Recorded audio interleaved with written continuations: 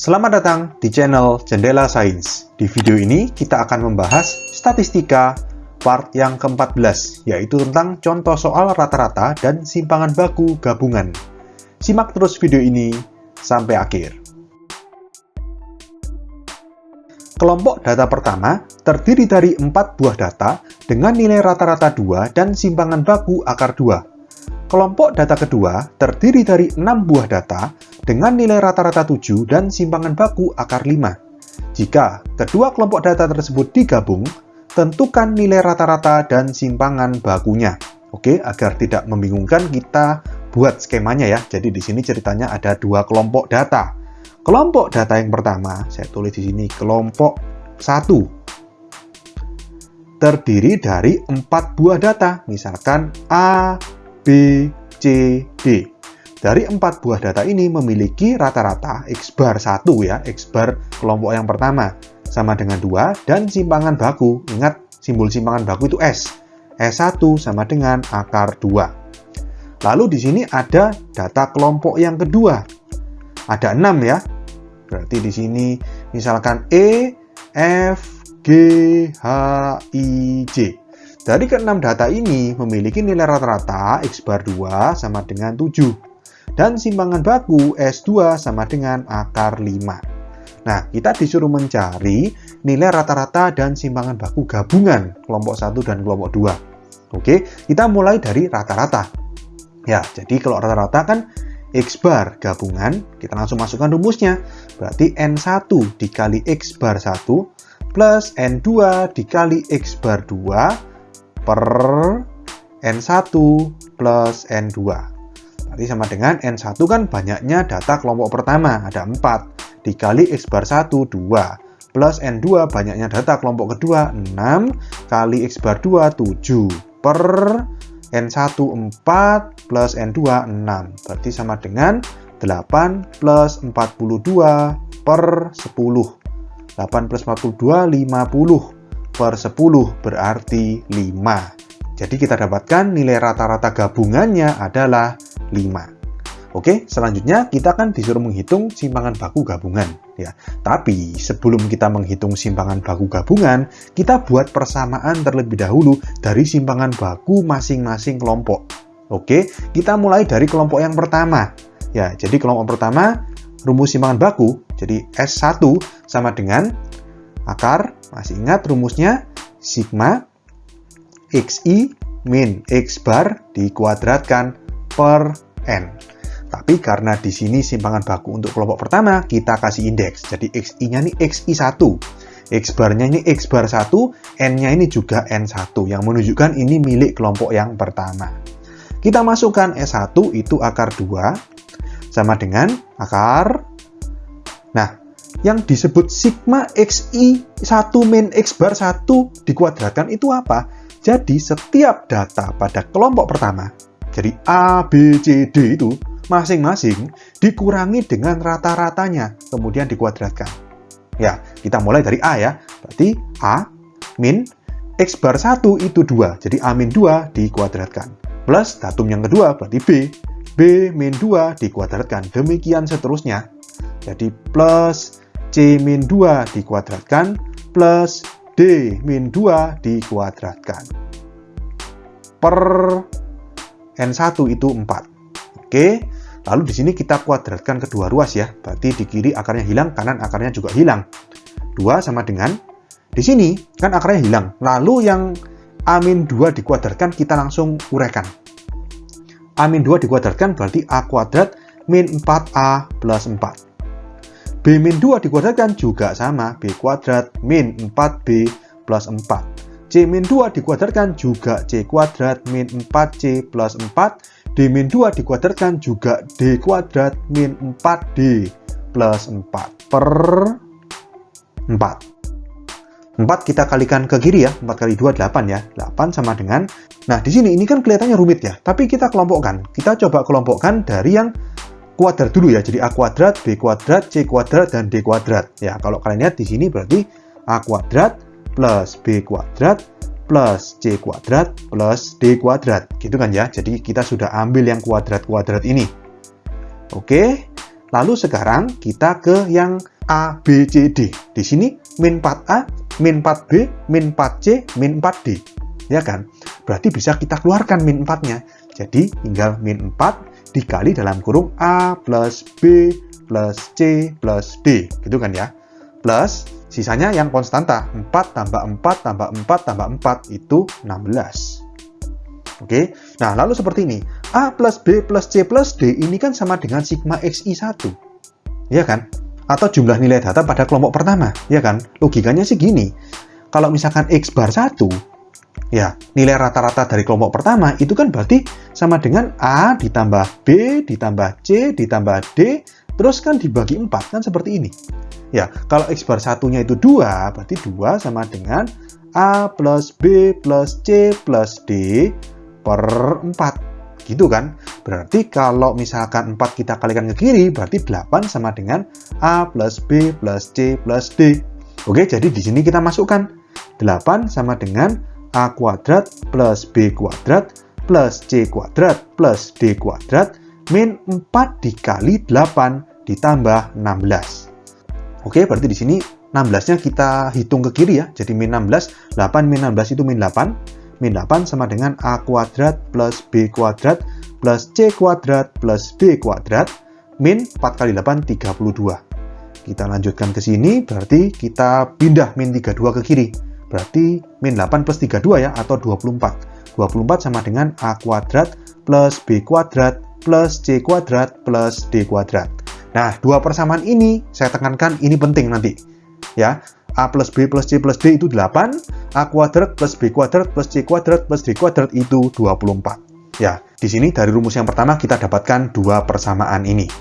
Ini tadi yang kita dapatkan, A plus B plus C plus D sama dengan 8, dan A kuadrat plus B kuadrat plus C kuadrat plus D kuadrat sama dengan 24. Sekarang kita lakukan yang sama untuk kelompok yang kedua. Nanti kalau S2 sama dengan akar sigma XI, XI-nya XI2 ya, min X bar 2 dikuadratkan per N2. S2 itu akar 5 sama dengan akar, di sini kan XI2 itu mulai E, F, G, H, I, J dikurangi dengan X barnya 7. Berarti E min 7 dalam kurung kuadrat. Harusnya kan plus F min 7 dalam kurung kuadrat, plus G min 7 dalam kurung kuadrat, dan seterusnya. Kita tidak perlu tulis, kita buat seperti ini aja. Plus titik-titik, plus yang terakhir berarti J min 7 dalam kurung kuadrat. Ya, kalian paham maksudnya ya. Yang F, G, H, I nggak usah ditulis semuanya, terlalu panjang. Oke, per N2-nya berarti 6. Lalu kita kuadratkan kedua ruas, berarti 5 sama dengan, ini akarnya hilang ya. Lalu E min 7 dikuadratkan, kita jabarkan.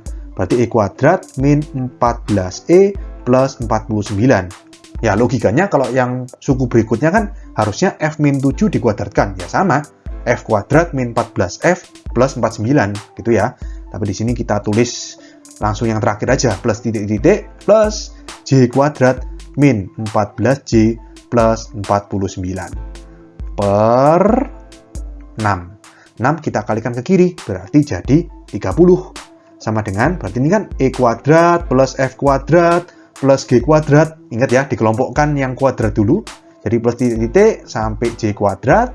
Terus di sini kan min 14E, min 14F, min 14G, dan seterusnya sampai min 14J. Kita kelompokkan menjadi min 14 dalam kurung E plus F plus G plus titik-titik-titik sampai J.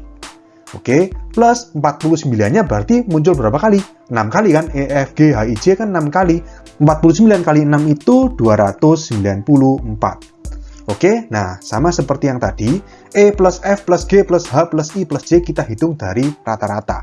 Ya, jadi di sini logikanya kan X bar 2 itu sama dengan E plus F plus G plus titik-titik sampai J, gitu kan ya, dibagi 6.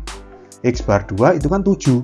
7 sama dengan E plus F plus titik-titik plus J per 6. 6 kita kalikan ke kiri, berarti 42 sama dengan E plus F plus titik-titik plus J. Oke, kita masukkan. Berarti di sini plus 294-nya kita pindah ke kiri ya, jadi minus ya. 30 min 294 berarti min 264 sama dengan E kuadrat plus F kuadrat plus dan seterusnya sampai J kuadrat min 14 E plus titik plus J ini kan ini tadi 42 ya kan, 14 kali 42. Oke, berarti min 264 sama dengan E kuadrat plus titik plus J kuadrat min 14 kali 42 kalau kalian hitung 588. Kita lanjut ke sini, berarti min 588 kita pindah ke kiri jadi plus ya. Jadi 588 dikurangi 264. Itu hasilnya adalah 324. Sama dengan E kuadrat plus F kuadrat dan seterusnya sampai J kuadrat. Oke, jadi di sini kita dapatkan dua persamaan ini untuk kelompok yang kedua. Selanjutnya, setelah kita buat persamaan, ini tadi dari kelompok yang pertama akan seperti ini ya. Dari kelompok yang kedua seperti ini, sekarang kita hitung simpangan baku gabungan.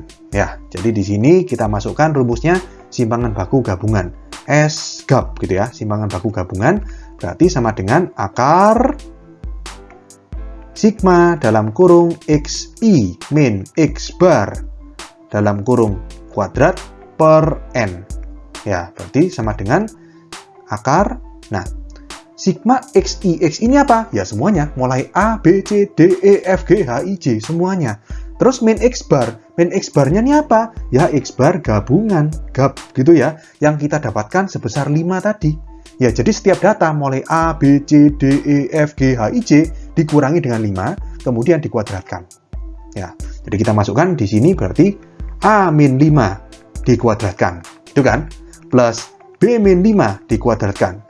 Plus C min 5 dikuadratkan. Terus sampai yang terakhir, ya J min 5. Kan data dari kedua kelompok ini digabung gitu ya. Jadi datanya mulai A sampai J sekarang. J min 5 dikuadratkan. Kita panjangkan akarnya per, berarti bawahnya ini N-nya sudah gabungan, berarti 10. Ya kan 4 tambah 6. Berarti sama dengan akar, kita jabarkan. Berarti kalau misalkan A min 5 dikuadratkan itu A kuadrat min 10A plus 25 plus B min 5 dikuadratkan juga B kuadrat min 10B plus 25 dan seterusnya sampai yang terakhir berarti J min 5 dikuadratkan itu J kuadrat min 10J plus 25. Paham ya? Per 10. Lalu sama kita kelompokkan. Jadi di sini akar yang pertama ini kan berarti A kuadrat plus B kuadrat plus C kuadrat dan seterusnya sampai plus J kuadrat. Lalu min 10A, min 10B, min 10C dan seterusnya sampai min 10J. Berarti min 10 dalam kurung A plus B plus C plus D sampai J. Ya kan? Lalu plus 25-nya ada 10 atau 250. Kan 25 plus 25 plus 25 gitu terus sampai 10 kali per 10. Oke, kita lanjutkan ke sini. Berarti sama dengan akar. Nah, A kuadrat plus B kuadrat plus titik plus J kuadrat itu kan ini. Penjumlahan dari A kuadrat plus B kuadrat plus C kuadrat plus D kuadrat ditambah lagi sama ini. E kuadrat plus F kuadrat dan seterusnya. Jadi, A kuadrat plus B kuadrat plus titik plus J kuadrat itu 24 tambah 324. Ngerti ya? Kita tulis 24 plus 324. Min 10 dalam kurung A plus B plus C sampai J. Ya ini, A plus B plus C plus D plus E plus F plus G plus H plus I plus J. Berarti 8 sama 42 kita jumlah. Jadi 8 plus 42 plus 250 per 10. Kita hitung akar yang bisa dihitung ya. 24 tambah 324, 348. 348 tambah 250, 598. Min 10 dikali 50, langsung aja ya, 500 berarti. Per 10. Berarti sama dengan akar 598 dikurangi 500 itu 98. Per 10. Bisa dibagi 2 ya. Ini 49, ini 5. 49 bisa diakar 7 per akar 5. Kita rasionalkan. Kali akar 5 per akar 5. Berarti sama dengan 7 akar 5 per 5. Ini adalah S-gab, simpangan baku gabungan. Oke, jadi kita dapatkan nilai dari simpangan baku gabungannya adalah 7 akar 5 per 5. Oke, sekian untuk video kali ini. Untuk melihat playlist lengkap dari bab ini, bisa kalian klik thumbnail yang ada di sebelah kanan atas ini. Jika ada pertanyaan, saran, maupun kritik, bisa kalian tulis di kolom komentar. Semoga bermanfaat dan sampai jumpa di video selanjutnya.